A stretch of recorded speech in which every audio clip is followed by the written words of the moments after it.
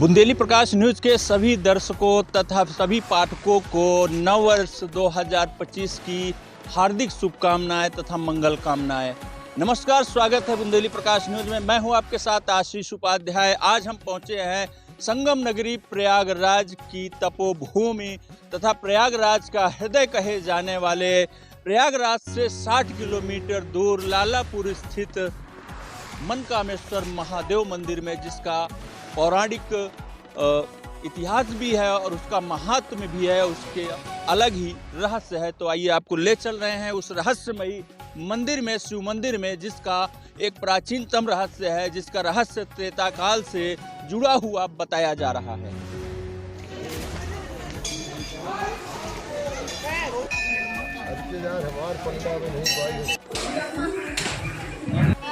मनकामेश्वर लालापुर में हम पहुंच चुके हैं। नीचे से लगभग 50 सीढ़ियां चढ़ने के बाद हम पहुंच चुके हैं उस ऐतिहासिक और प्राचीन मंदिर की गर्भ गुफा के पास। आपको बता दें, यह गर्भगृह है महादेव जी का, जहां पर महादेव विराजमान है। आगे आपको दिखा दें, जो शिला है, इस शिला के नीचे भोलेनाथ का वही स्थान है जो अति प्राचीन है और दिव्य है।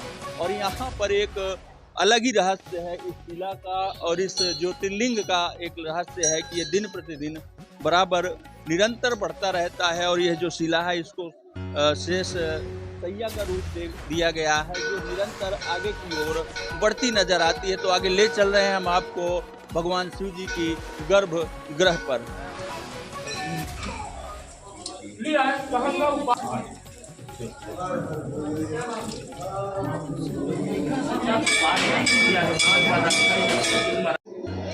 तो हम पहुंच चुके हैं प्रयागराज के उस ऐतिहासिक शिव मंदिर में, जो काफ़ी प्राचीन है, जिसका पुराणों में उल्लेख है। आज हम पहुंचे हैं श्री मनकामेश्वर महादेव लालापुर में, जो लालापुर ग्राम में स्थित है। आपको दिखा दें, हम गर्भगृह में है मंदिर के, उस गर्भगृह में है जहाँ पे आप दिखा दें, यहाँ पे ये शिव मंदिर यहाँ के जनपद वासियों सहित क्षेत्रवासियों के लाखों श्रद्धालुओं की आस्था का केंद्र है। तो आइए हम इनके महात्मा और इनके प्राचीन इतिहास के बारे में जानकारी जुटाने का प्रयास करते हैं कि आखिर यहाँ पर और इस स्थान की क्या विशेषताएं हैं और क्या मान्यताएं हैं, और जो श्रद्धालु आते हैं यहाँ पर तो क्या क्या मनोकामना लेकर आते हैं और किस तरह से उनकी मनोकामनाएं पूर्ण होती हैं। आपको दिखा दे, गर्भगृह में है, जहाँ पर आपको दिखा दे वो प्राचीन शिवलिंग है, जिसको भगवान श्री रामचंद्र जी ने स्थापित किया था। ऐसा बता रहे हैं कि यहाँ पर वनागमन के दौरान भगवान राम भ्राता लक्ष्मण माता जानकी के साथ जब यहाँ से गुजर रहे थे, तो उन्होंने यहाँ पर रुककर शिव अर्चना की थी और यहाँ पर शिव जी का जलाभिषेक किया था। तो लालापुर मनकामेश्वर महादेव मंदिर के मुख्य महंत जी हैं श्री त्रिपाठी जी, उनसे जानने का प्रयास करेंगे यहाँ के महात्मा और यहाँ के इतिहास के बारे में कि क्या महात्मा है यहाँ का और किस तरह की मनोकामनाएं पूर्ण होती हैं। बहुत बहुत स्वागत है त्रिपाठी जी आपका। हर हर महादेव। यहाँ जो है बहुत पुरानी मंदिर है, बहुत प्राचीन।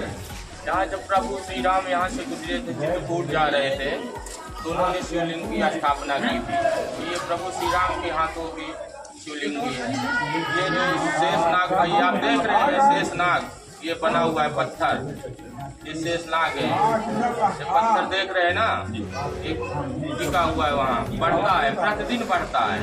यहाँ का यही महात्मा है।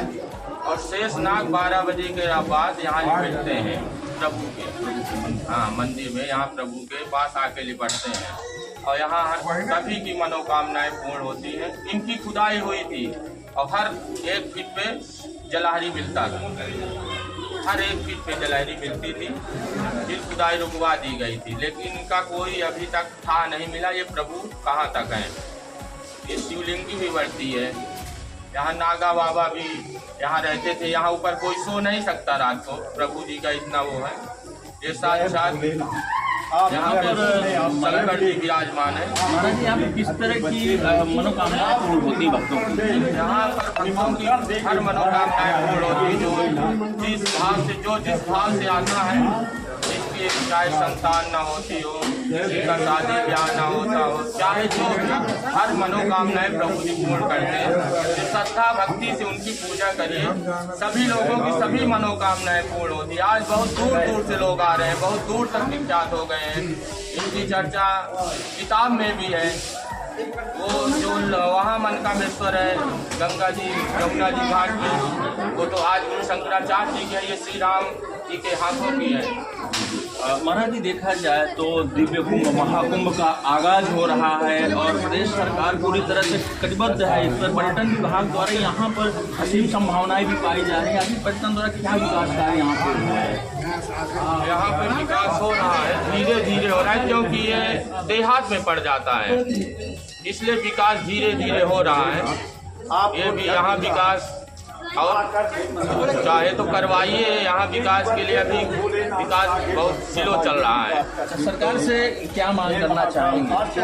सरकार से हम मांग करें रोड अच्छी बनवाने, चारों तरफ वो जो जलाड़ी है उसके ऊपर पिलर खड़ा करवा के उसका यहाँ लैट्रिन बाथरूम बहुत सारे काम बाकी। तो सरकार से मेरा यही अनुरोध है कि यहाँ भी मनकामेश्वर की तरफ भी एक बार देखा जाए। यहाँ का भी वो महात्मा बहुत बड़ा है, यहाँ भी एक बार उनकी नज़र पड़नी चाहिए। लेकिन इधर कोई ध्यान नहीं दे पा रहे क्योंकि ये देहात में पड़ जाता है, इसलिए लेकिन ध्यान देना चाहिए सबको। बहुत बहुत धन्यवाद। ये मनकामेश्वर महादेव जी शिव मंदिर के मुख्य महंत जी थे, जिन्होंने जानकारी देते हुए बताया कि यहाँ पर देखा जाए तो पर्यटन की दृष्टि से यहाँ पर असीम संभावनाएं देखने को मिल रही है, लेकिन अभी भी सरकार की नज़र इस ओर नहीं गई, जिसके चलते यह स्थान आज भी पर्यटन की दृष्टि से अछूता है। हालांकि यहाँ पर ऐसा भी नहीं कि विकास कार्य नहीं हो रहे हैं, जो विकास कार्य हो रहे हैं वो कछुआ की गति से हो रहे हैं। जिस तरह से होना चाहिए उस तरह से विकास कार्य नहीं हो रहे हैं। ये क्या नाम है आपका? प्रदीप कुमार मिश्रा। प्रदीप जी कहाँ से आ रहे हैं? मुर्का से भैया। मुर्का से आ रहे हैं यहाँ पे दर्शन जी, करने? जी, जी। क्या यहाँ के बारे में सुन रखा था आपने? अब यहाँ तो भोलेनाथ है भैया, साथ यहाँ की कोई बखान नहीं की जा सकती, बिल्कुल अमर है यहाँ। हमेशा आते हैं? बिल्कुल हर सोमवार जहाँ तक है कोशिश करते हैं पहुँचते हैं। किस तरह की मनोकामनाएं यहाँ पूर्ण होती हैं? जैसे आप मांगो सब भोलेनाथ पूर्ण करते हैं। हाँ बिल्कुल, दर्शन करिए यहाँ, एक नंबर के भोले, सब सारी मनोकामनाएं पूर्ण है यहाँ। ऐसी मनोकामना थी कि आपकी पूर्ण हुई है? बिल्कुल हुई है। क्या माने? हम जो माने सब पूर्ण करें यहाँ भोलेनाथ हमारी। ऐसी कभी कोई रुका ही नहीं हमारा कि हम मांगे ना पूर्ण हो, ऐसा कभी हुआ ही नहीं। गर्भगृह के बाहर आ चुके हैं शिव मंदिर के। आपको दिखा दे, शिव मंदिर का दूसरे भाग में आपको यहाँ पर माता दुर्गा माता की प्रतिमा है, जो वहाँ से दर्शन करने के पश्चात जो श्रद्धालु आते हैं यहाँ पर माता जी को प्रणाम करते हैं तथा यहाँ पर बाहर ही नारियल तोड़ते हैं, प्रसाद आदि चढ़ाते हैं। और यहाँ पर आप देख सकते हैं यहाँ संतों की कुटिया बनी हुई है। आप देख सकते हैं इस किला के नीचे जो संत कुटी बनी है, यहाँ पर जो संत रात्रि विश्राम करते हैं, जो भी रहते हैं यहाँ पर अपने भंडारे आदि का आयोजन करते हैं। और बगल में भी आपको बजरंगबली की प्रतिमा है और दूसरी शिला के नीचे गणेश जी की प्रतिमा स्थापित है। और ये पूरा विशाल पर्वत है मनकामेश्वर महादेव लालापुर के नाम से जाना जाता है। और आपको नीचे का भी व्यू दिखाने का प्रयास कर रहा हूँ, आपको दिखा दें, ये पूरा नीचे का भी है।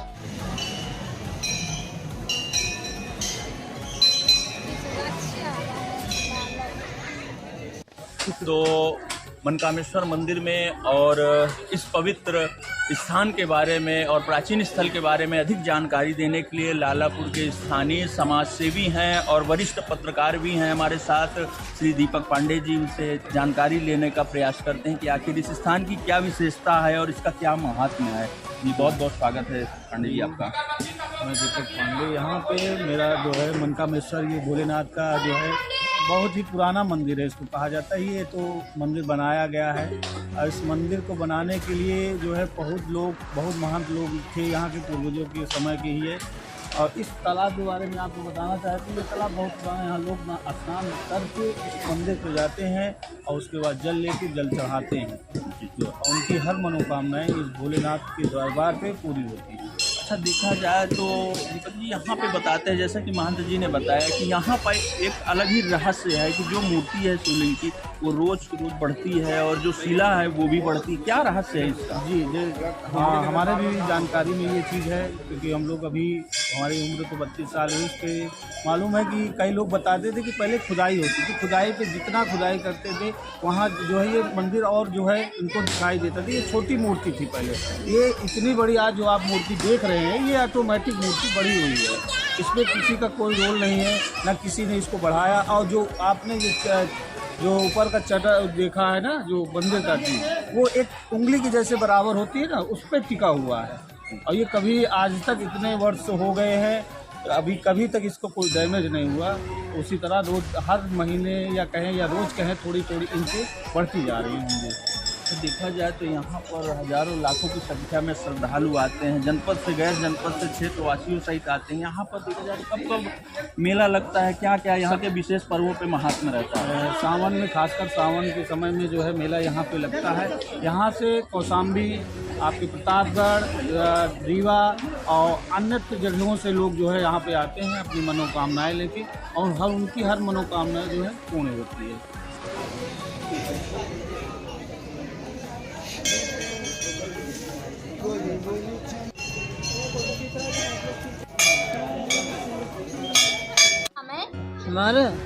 हमारा नाम रूपी है। कहाँ से है? हम तो रहने लालापुर के हैं। यहाँ की क्या महत्व है, क्या यहाँ का इतिहास है?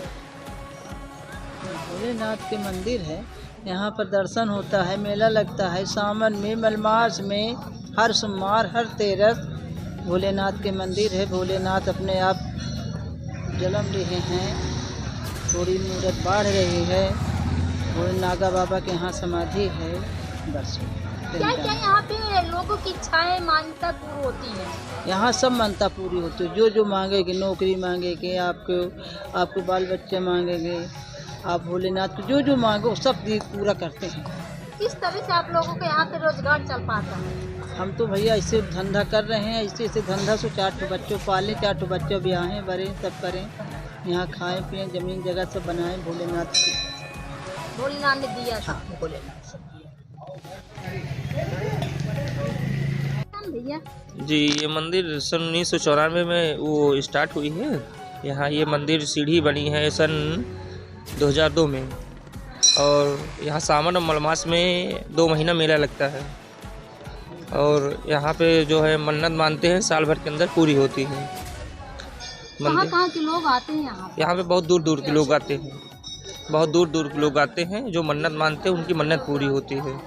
जैसे तालाब है, यहीं से लोग पानी लेते हैं? नहीं, नल से पानी लेते हैं। ये तालाब बना है, ये वही जलहरी वाला पानी इसमें आता है। यहाँ से भर के लोग ले जाते हैं, यहाँ जलहरी पानी लेके जाते हैं, घर में छिड़कते हैं। यहाँ पानी बहुत महत्व है जलहरी का पानी से। क्या महत्व है इसका पानी का? ये भगवान शिव जी का पानी आता है इसी में, और ये पानी लोग ले जाते हैं।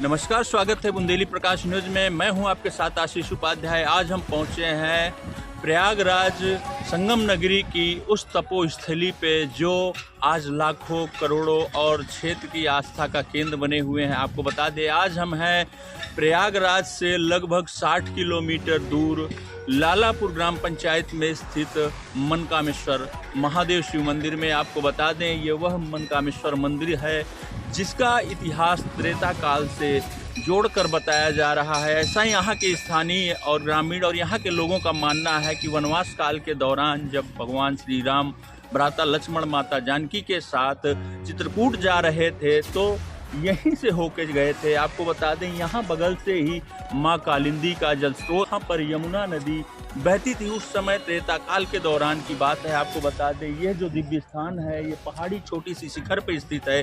इसी के नीचे से माँ यमुना नदी का यमुना निकलती थी और यहीं से बगल से नदी का एक रास्ता हुआ करता था। हालांकि आज यमुना नदी का रास्ता थोड़ा सा यहाँ से दूर, लगभग 3 किलोमीटर दूर से है, लेकिन उन दिनों त्रेता काल में यहीं से माँ कालिंदी का जो आगमन था और जो उनके बहाव का रास्ता था वो यही था। ये बताते हैं कि भगवान रामचंद्र जी यमुना नदी के तट पर आकर स्नान आदि कर यहाँ पर भोलेनाथ का जो मंदिर है, मनकामेश्वर महादेव का जो ज्योतिर्लिंग है, वहाँ पर जलार्पण किए थे, उनकी पूजन अर्चन किए थे। उस समय यह भी बताते हैं कि यह मंदिर अपने आप में कई रहस्य समेटे बैठा है। यहाँ के रहस्यों की बात की जाए तो काफ़ी चौंकाने वाले यहाँ के रहस्य है, जिन रहस्यों में यह बताते हैं कि जिस समय यहाँ पर शिव जी का उद्गम हुआ था, एक अंगुल की तरह एक मूर्ति थी। आज देखा जाए तो आज लगभग दशकों पूर्व बाद आज मूर्ति का बृहत रूप हो गया है, मूर्ति काफ़ी बड़ी हो गई है और मूर्ति के ऊपर जो चट्टान है, शिलालेख है, उसको मानते हैं कि वो शेष सैया है, शंकर जी का फन है, जिसकी उस समय वो नाम मात्र का था। आज लेकिन वह जो शिला है वो काफ़ी आकार में आ गई है, आकार होते होते मुख्य गेट तक आ चुकी है। आपको बता दें, यहाँ आप देख सकते हैं हमारे पीछे एक सरोवर है जिसको मनकामेश्वर सरोवर के नाम से जाना जाता है। हालांकि उस समय जब यहाँ पे जो संत ऋषि मुनि रहा करते थे, माता यमुना जी के दूर जाने के बाद यहाँ पर जब बंजर भूमि खेतों में तब्दील हो गई, उसके बाद जो यहाँ पर निवास करने वाले संत थे वो यहीं इसी सरोवर का निर्माण कराए थे अपने जन सहयोग से, और यहाँ के स्थानीय लोगों के जन सहयोग से उन्होंने इस सरोवर का निर्माण कराया। इस सरोवर में बराबर पानी भरा रहता है, 12 महीना पानी भरा रहता है। ये बताते हैं कि सरोवर में जल की जो स्रोत है वो माँ कालिंदी से जुड़ी हुई है। यमुना नदी की जल धारा जो है उसके स्रोत से यह जल का उद्गम होता है। ऐसा मानते हैं कि इस जल में स्नान करने वालों के जो चर्म रोग जैसी अन्य जो असाध्य बीमारियां होती हैं वो ठीक होती हैं, ऐसा यहाँ के ग्रामीण मानते हैं। लेकिन हालांकि अभी आपको दिखा दे, जल की स्थितियाँ यहाँ की ऐसी है, निर्जन क्षेत्र में होने के चलते अभी आपको गंदगी भरा जल दिख रहा है, कोई स्नान आदि नहीं कर रहा है। लेकिन ये वह पवित्र जल है जिसमें लोगों के स्नान करने के पश्चात उनके चर्म रोग जैसे घातक बीमारी से मुक्ति मिलती है। तो हम उस पवित्र सरोवर पर हैं, मनकामेश्वर सरोवर पर। हमारे साथ वरिष्ठ पत्रकार हैं, लालापुर के स्थानीय समाजसेवी हैं दीपक पांडे जी। दीपक पांडे जी, यहाँ पे देखा जाए जो विकास कार्य हुआ किस तरह से हो रहा है और किस विकास कार्य का बजट जो आया है करीब 50 से 55 लाख आया है। उस पर जो कार्य आप देखा जा रहा है तो अभी तक वो इंटरलॉकिंग हुई है और रोड के किनारे किनारे जो लाइटें हैं लगाई गई हैं उनको जो है छोड़ दिया गया है फिलहाल के लिए, और कुर्सियाँ बैठाई गई। बाकी अभी जितना बजट आया है उस हिसाब से अभी इस पे कार्य नहीं हो पाया है। क्या लगता है जो यहाँ पे कार्य हो रहा है, क्या धरातल पे वो कार्य जमीनी स्तर पे मजबूती से हो रहा है कि ऐसे हवा हवा में हो रहा है? अभी तक तो जो जितने भी कार्य हो रहे हैं और हो रहा है उस पर तो धरातल से तो नहीं हो रहा है, क्योंकि देखा जा रहा है 55 लाख एक रकम होती है जो मंदिरों के जीर्णोद्धार के लिए होता है। अभी तक उतना काम नहीं हुआ है। हमको लग रहा है इस पे जो है कहीं न कहीं मिली भगत से, ठेकेदार या किसी अन्य अधिकारियों की मिली भगत से ये कार्य चल रहे हैं। हमको लगता है कि ज़मीनी स्तर से नहीं किया जा रहा है। अच्छा, स्थानीय होने के नाते समाज सेवी हैं, आपका तो यहाँ गांव है, हमेशा आना जाना लगा रहता है। इसको लेके जीर्णोद्धार के लिए सरकार से किस तरह की मांग करना चाहते हैं, जिला प्रशासन से किस तरह की मांग करते हैं? सरकार से हमारी ये मांगे हैं और जनता की तरफ से भी मांगे हैं कि इसको जो है अपनी निगरानी से, अपने उच्च अधिकारियों के द्वारा निगरानी से इसका जीर्णोद्धार किया जाए और जो बजट आया है उसका पूर्णतः प्रयोग किया जाए। तो हम